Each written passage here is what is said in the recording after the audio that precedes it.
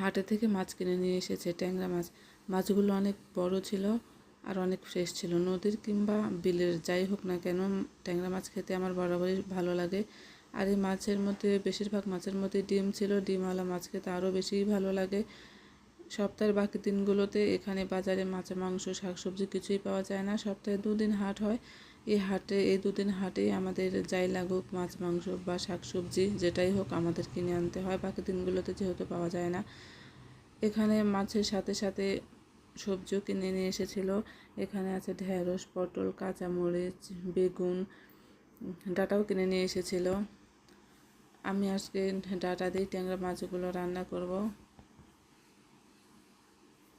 গ্রামে থাকার একটাই শান্তি, এখানে আপনি সব সময় ফ্রেশ শাকসবজি, মাছ পাবেন, মাছ মাংস সবই পাবেন। তো মাছগুলো আমি কেটে নেব। সবগুলো মাছ আমি একসাথেই কেটে ধুয়ে পরিষ্কার করে ফ্রিজে রেখে দেব। শুধু রান্নার সময় বের করে আর একটু ভালো করে ধুয়ে নিয়ে রান্না করব। তাহলে আমার বেশি ঝামেলা হবে না। মাছগুলো অনেক পিছলা ছিল। এই মাছগুলো ছাই ছাড়া একদমই কাটা যাবে না, তাই আমি ছাই দিয়েই মাছগুলো কেটে নিচ্ছি। আর বেশিরভাগ মাছের মধ্যেই ডিম বের হচ্ছে। ডিমের জন্যই মাছগুলো খেতে আরও বেশি ভালো লাগবে।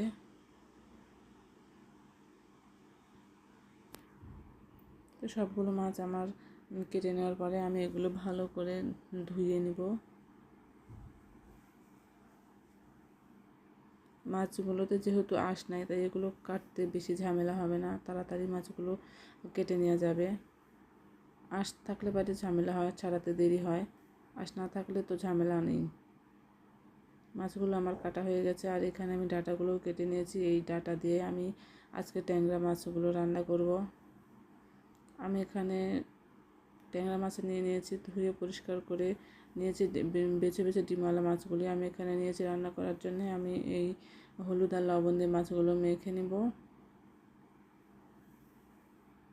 কড়াইতে তেল গরম হয়ে আসলে আমি মাছগুলো ভেজে নিব। যখন আমি রান্নাটা করি তখন কারেন্ট চলে যায়, তাই আমি বাকি রান্নাটা করতে পারিনি।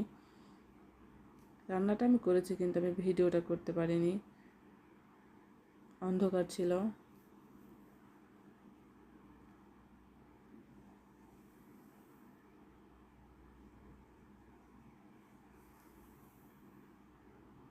তো কারেন্ট আসার পরে শুধু লাস্টে আর একটু ভিডিও করেছি রান্না শেষ হওয়ার পরে।